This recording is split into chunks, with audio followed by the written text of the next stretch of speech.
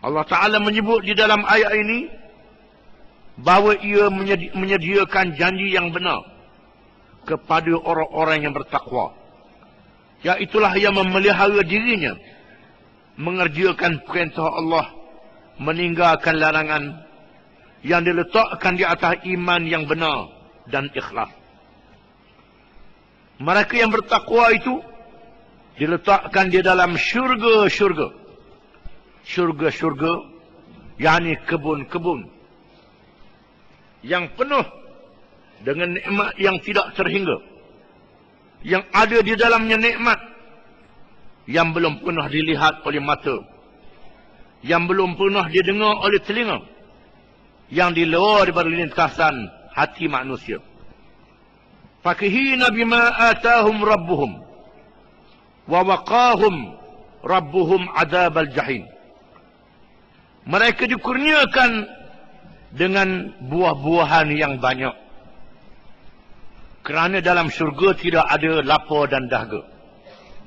Tidak perlu kepada makanan yang mengenyangkan, kerana sudah kenyang.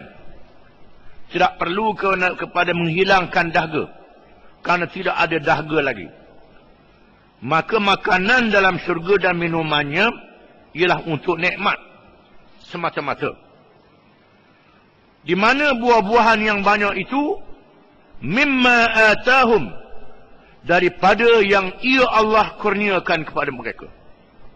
Allah Ta'ala kurniakan kepada mereka hasil daripada mereka beriman dan mengerjakan amal yang saleh. Hasil daripada mereka bertakwa kepada Allah. Mimma atahum rabbuhum wa waqahum rabbuhum adzabal jahim.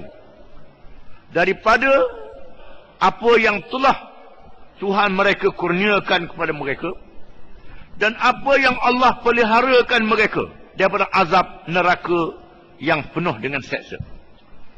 Allah Ta'ala juga menyelamatkan mereka dari azab neraka sebagaimana yang dikenakan kepada orang-orang yang kafir dan orang-orang yang durhaka. Bukan saja nikmat, dia pelihara daripada azab neraka. Kalau dapat nikmat, azab pun ada juga, tidak ada makna. Dapat nikmat dan dipelihara daripada azab neraka. Ini kurnia Allah pada hari kiamat. Kulu washrabu hani'am bima kuntum ta'malun. Lalu dikatakan kepada mereka, makanlah kamu dan minumlah kamu sepuas-puasnya.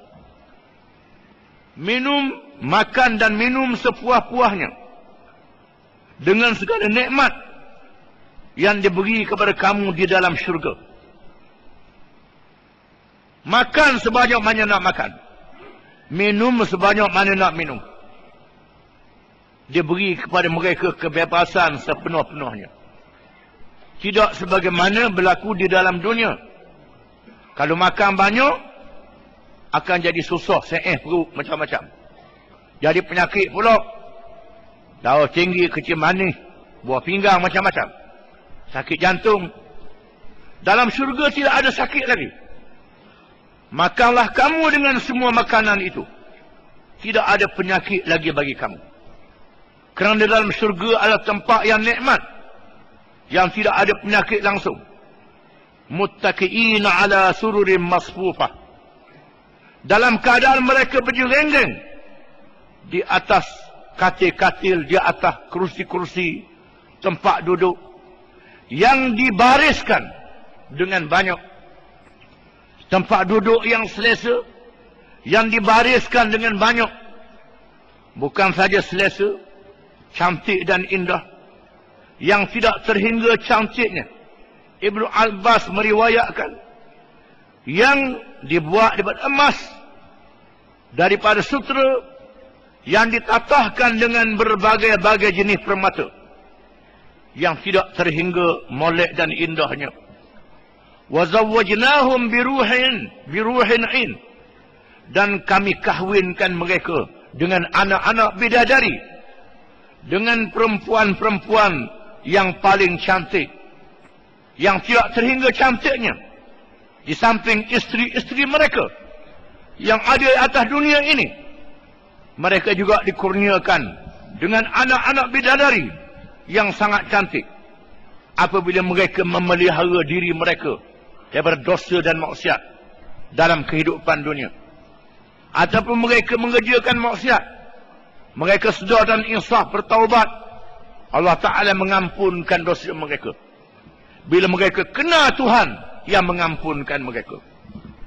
Walladzina amanu wattab'athum dzurriyyatuhum biimanin alhaqnahum bihim dzurriyyatahum wama alatnahum min amalihim min syai'. Dan orang-orang yang beriman itu kami gabungkan bersama dengan mereka zuriat mereka. Zuriat mereka, yakni anak-anak, cucu, cicit, cucu mereka yang beriman, digabungkan dengan mereka. Digabung dengan mereka. Begitu juga dengan ibu bapa mereka yang beriman, digabungkan dengan anak-anak mereka yang soleh, sehingga mereka menikmati darjat yang tinggi dalam syurga. Para ulama mengatakan ada di kalangan zuriat itu yang martabatnya rendah kerana amal yang kurang, diangkatkan martabat bersama dengan ibu bapa dia yang tinggi darjat. Juga ibu bapa yang rendah darjat digabungkan dengan anak dia dan cucu dia yang tinggi darjatnya dalam syurga. Mereka ditemukan di antara satu sama lain di dalam syurga itu. Wa ma alatnahum min amalihim min syai'. Dan tidaklah kami mengurangkan daripada amal mereka sedikit pun. Dengan sebab digabungkan di antara satu sama lain. Tidak mengurangkan kurnia kepada mereka yang tinggi darjatnya. Tidak merendahkan pangkat mereka. Mereka bertemu di antara satu sama lain. Dengan syaratnya beriman. Kalau tak beriman tak jadi apa. Ayah Nabi Ibrahim tak boleh bertemu dengan Nabi Ibrahim dalam syurga. Kerana ayah dia tak beriman, walaupun ayah. Dan juga Abu Lahab tak bertemu dengan Nabi SAW kerana Abu Lahab tidak beriman. Adapun anak-anak orang yang beriman, ibu bapa yang beriman akan bergabung di antara satu sama lain. Para ulama juga membincangkan tentang anak-anak orang kafir. Mengikut kaul yang asah, anak-anak orang kafir dimasukkan ke dalam syurga. Satu riwayat mereka menyatakan mereka diuji di akhirat dengan satu ujian daripada Allah. Bila mereka berjaya dalam ujian itu, mereka dimasukkan ke dalam syurga. Itu riwayat yang asahnya. Kerana mereka tidak berdosa dengan sebab kafir yang dilakukan oleh ibu bapa mereka. Ayat yang kita baca ini menunjukkan bahawa zuriat keturunan digabungkan di antara satu sama lain bila mereka sama-sama beriman. Kullu mri'in bima kasaba rahin. Tiap-tiap seorang dengan apa yang dia usahakan di atas dunia menjadi gadaian, menjadi tebusan gadai yang diambilnya. Rahina sama makna gada. Kita gada sesuatu barang kepada orang, kita boleh ambil barang tu. Itulah ikatan amalan seseorang di hari akhirat kelak. Orang yang mengerjakan amal yang baik, maka dia menggadaikan amalan itu dengan balasan surga pada hari akhirat. Tuhan mesti bayar. Itu hak dia yang mesti dikembalikan. Begitu juga mereka yang mengerjakan amal yang jahat, dia gada benda yang jahat, dia akan terima hak dia gada tu pada hari akhirat kelak. Itulah kedudukannya. Ayat ini berkait dengan syurga, balasan dalam syurga. Seseorang dengan apa yang dia usaha adalah yang digadaikan, yang menebuh dia, yang mesti diambil pada hari kiamat kelak. Wa amdadnahum bi fakihatin wa lahmin mimma yashtahun. Dan kami berikan kepada mereka dengan sebanyak-banyaknya dengan buah-buahan dan daging daripada apa yang mereka ingin dan gemar. Di antara makanan syurga ialah buah-buahan. Di antaranya ialah daging-daging. Disebut dalam hadis daging-daging burung di dalam syurga. Yang sangat lazat. Bukan lagi untuk mengenyangkan, untuk melazatkan. kehidupan dalam syurga. Dan tidak ada berak kecil dalam syurga. Berak kecil tak ada Allah. Maka tak perlu jambang dalam syurga. Tak boleh jual jambang dah. Tak ada dalam syurga.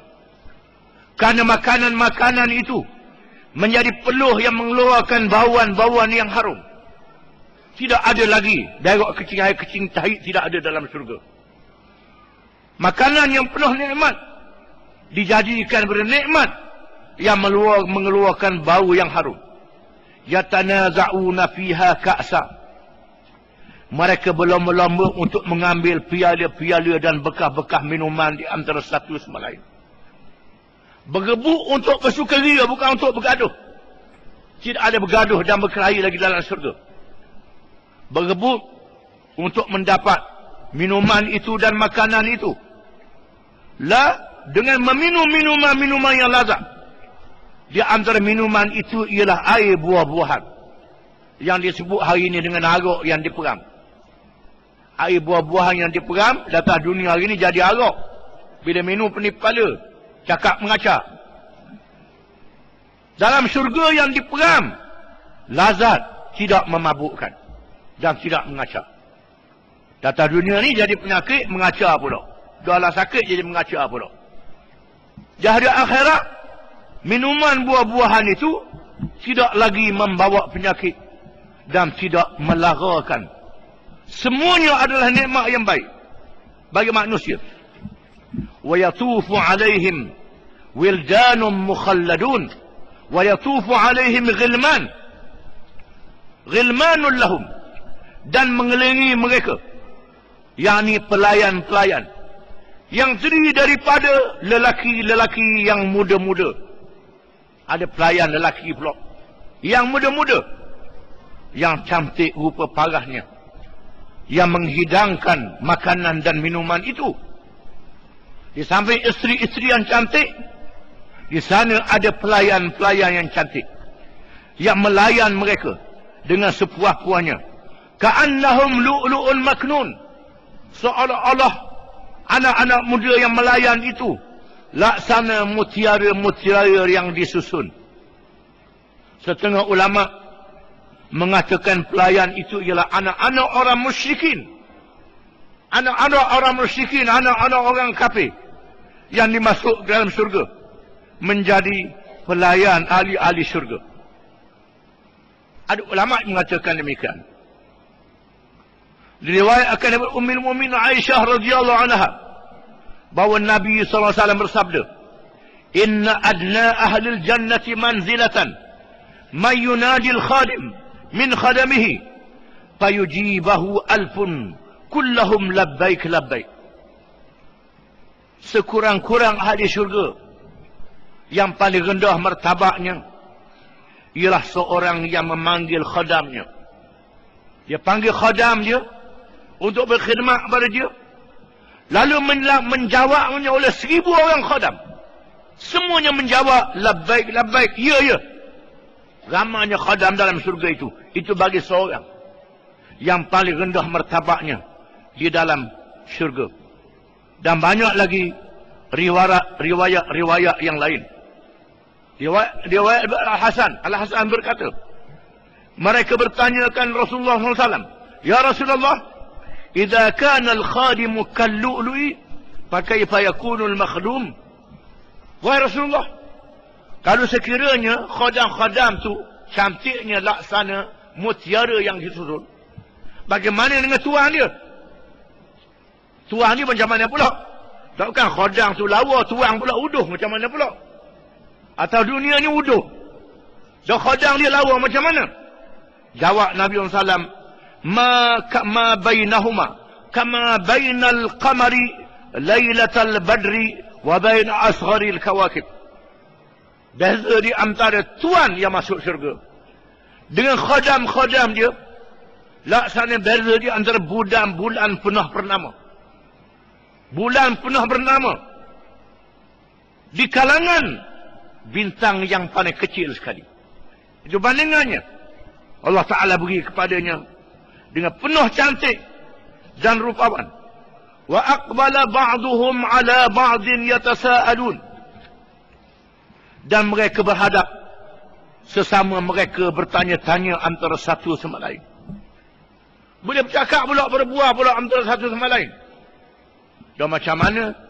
Bila penuh dalam nikmat, tak temu pula lah antara satu sama lain. Mereka bertemu antara satu sama lain. Yatasa'alun. Mereka boleh bertanya khabar di antara satu sama lain. Boleh bertanya khabar. Qalu inna kunna qablu fi ahlina musyriqin. Mereka berkata, sesungguhnya kami dahulu dalam hidup dunia, kami sangat merasa bimbang terhadap keluarga kami, takut kalau ditimpa azab daripada Allah. Kami bimbang takut anak, takut ayah, takut keluarga ditimpa oleh azab Allah. Tiba-tiba boleh bertemu pada hari ini. Famannallahu alaina wa waqana adabas samum. Maka Allah mengurniakan kepada kami dan memelihara kami semua daripada azab neraka yang membakar. Allah Ta'ala pelihara daripada azab neraka yang membakar. Inna kunna min qablu nad'uh innahu huwal barrur rahim. Sesungguhnya kami masa dalam kehidupan dunia dulu, kami berdoa. Jangan atas dunia duduk saja. Tidak. Ini kelebihan berdoa di atas dunia. Beristighfar di atas dunia. Memohon Allah pelihara di atas dunia. Pelihara kita, pelihara keluarga kita. Jangan duduk saja je. Duduk saja tidak boleh. Disebut di sini, dalam dunia dulu pernah berdoa. Inna kunna min qablu nad'uh. Sesungguhnya kami di atas dunia dulu, kami pernah berdoa untuk mereka, untuk keluarga kami, sahabat-sahabat kami. Berdoa kepada Allah supaya Allah Ta'ala mengurniakan nikmat di dunia dan akhirat. Innahu huwal barrur rahim.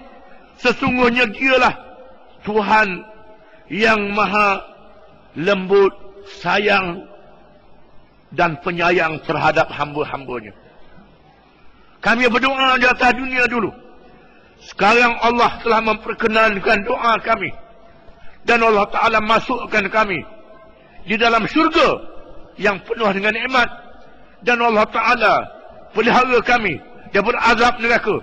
Inilah balasannya yang kami lihat dengan sebenarnya pada hari ini. Semua cerita ini adalah cerita yang benar. Cerita yang dinyatakan oleh Allah dalam Quran, yang disampaikan oleh Nabi yang benar, Nabi yang amanah. Terpulang kepada seseorang itu, dia beriman ataupun tidak. Orang yang beriman, percaya, disertakan imannya dengan amal yang soleh, maka Allah Ta'ala memberi kepadanya kelebihan sebagaimana yang disebut dalam ayat perjanjian daripada Allah. Dan Allah Ta'ala tidak sekali-kali memungkiri janji terhadap hamba-hambanya. Wallahu a'lam.